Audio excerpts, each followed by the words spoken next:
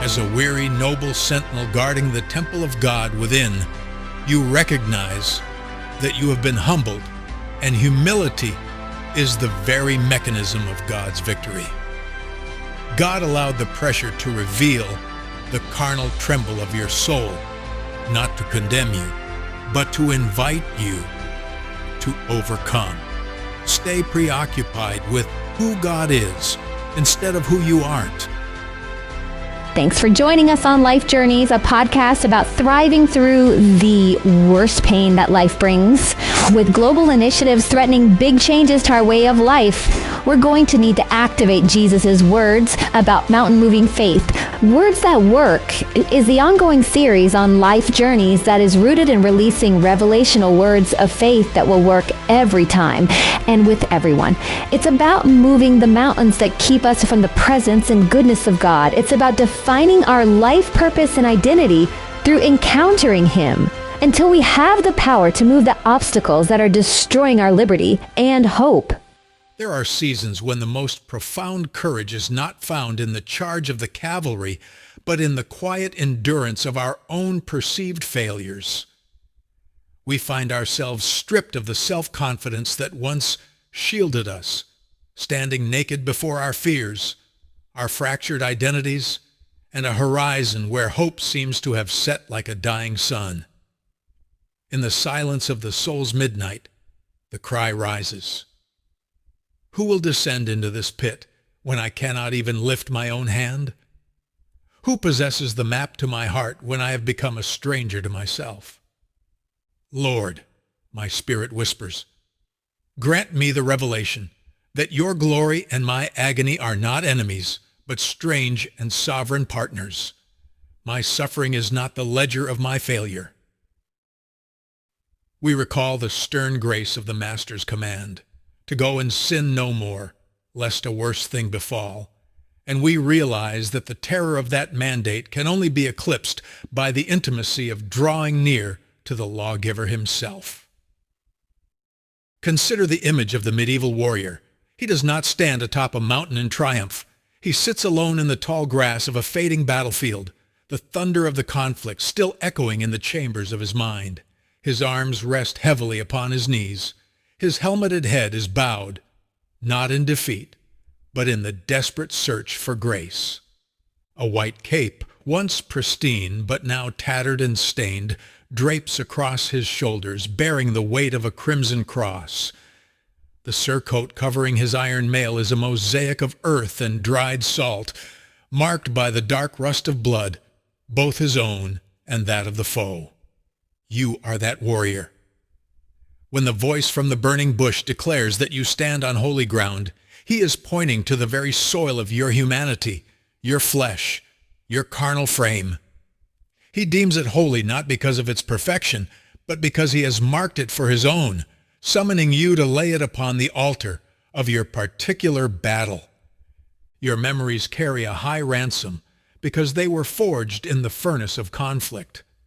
The territory he calls you to reclaim is the rugged terrain of your own desires, the tangled thickets of temptation, and the wandering paths of human waywardness. The Spirit issues a simple, grueling order. Carry the banner and the steel of the kingdom for one more day. Just one. The power of heaven resides within your soul, even as the flesh rebels against the divine will. This friction creates the smoke of doubt, making you question the royal blood that now pulses through your spiritual veins. You carry the jagged splinters of your own cross, misidentifying your scars as symbols of shame. Behold the strategy of heaven. Because you have refused to retreat, because you have chosen to trust when your emotions are screaming a different gospel, the Spirit speaks into the marrow of your bones. Stop hallowing your failures as omens of defeat. Trust instead in the finished victory of the Christ as the guarantee of your own. I gave the Apostle Paul a burden that broke his natural strength, but it never exceeded the strength of his God. I am leading you through a life more grueling than a man can endure, precisely so you may manifest a divine power that no demon can withstand. My grace is not a consolation prize. It is sufficient. In the vacuum of your weakness, my strength finds its home. You do not need to solve the labyrinth of your liberation. You need only trust the deliverer once the petition has been made.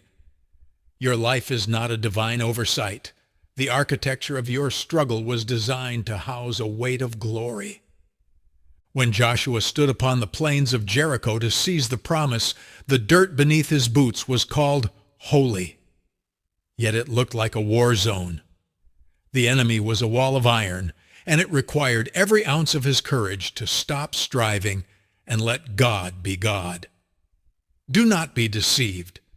Just because a battle rages within your soul's borders does not mean you are not standing on sacred soil. Understand the nobility of the inner temple. If you refuse to plant your feet in the truth of your holiness, your sense of worth will forever be a leaf tossed by the wind.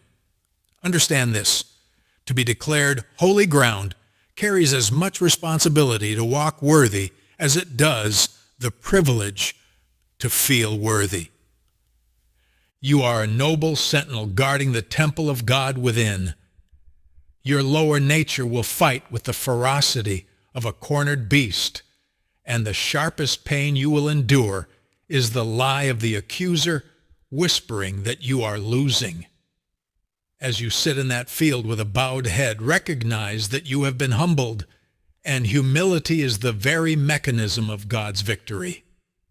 It is the valve that releases grace in a torrential measure. The lukewarm have no hunger for Jesus because they have no war. They view their brokenness as a normal human dilemma and settle for a comfortable truce with their shadows. But you, hear the words of the chosen. You are highly favored. The Lord is with you. Your commission predates your birth. The skirmishes of your past were not random. They were the training of an Olympian.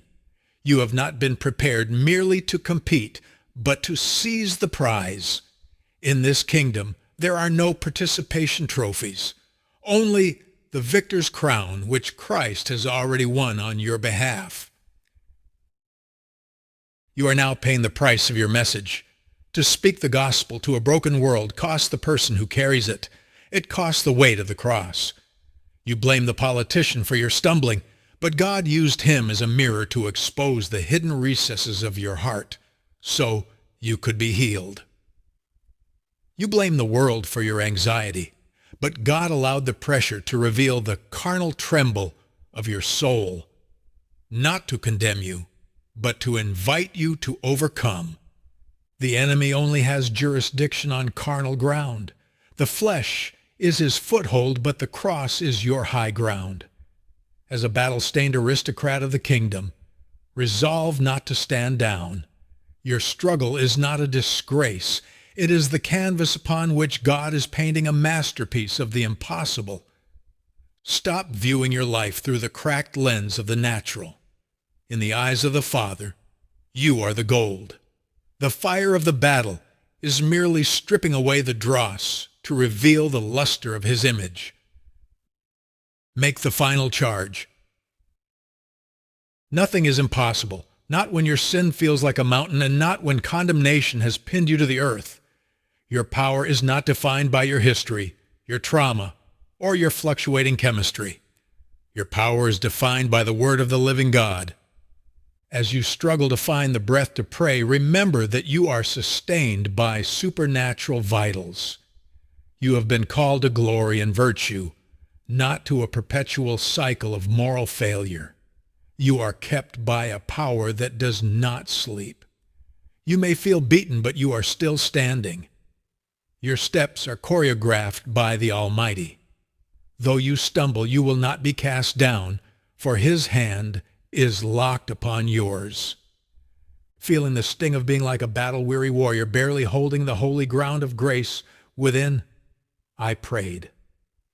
Then the answer came when I turned to his word. Stay preoccupied with who God is instead of who you aren't. To demand an explanation for your pain is to try to shrink God to the size of your intellect. But when you trust his unsearchable greatness, you are lifted up on wings you did not build toward a victory you did not have to earn. You can unlock the presence of God in your life. There are revelation principles that remove the mountains, keeping us from joy, hope, peace, and purpose when our world gets turned upside down. Look for these words that work with Pastor Hardika as he shares what has helped him when life got hard. And don't forget to check out his book, The Fortress and the Firebrand, available on Amazon and Barnes & Noble. Thanks for listening to Life Journeys. As a weary, noble sentinel guarding the temple of God within, you recognize that you have been humbled, and humility is the very mechanism of God's victory. God allowed the pressure to reveal the carnal tremble of your soul, not to condemn you, but to invite you to overcome. Stay preoccupied with who God is instead of who you aren't.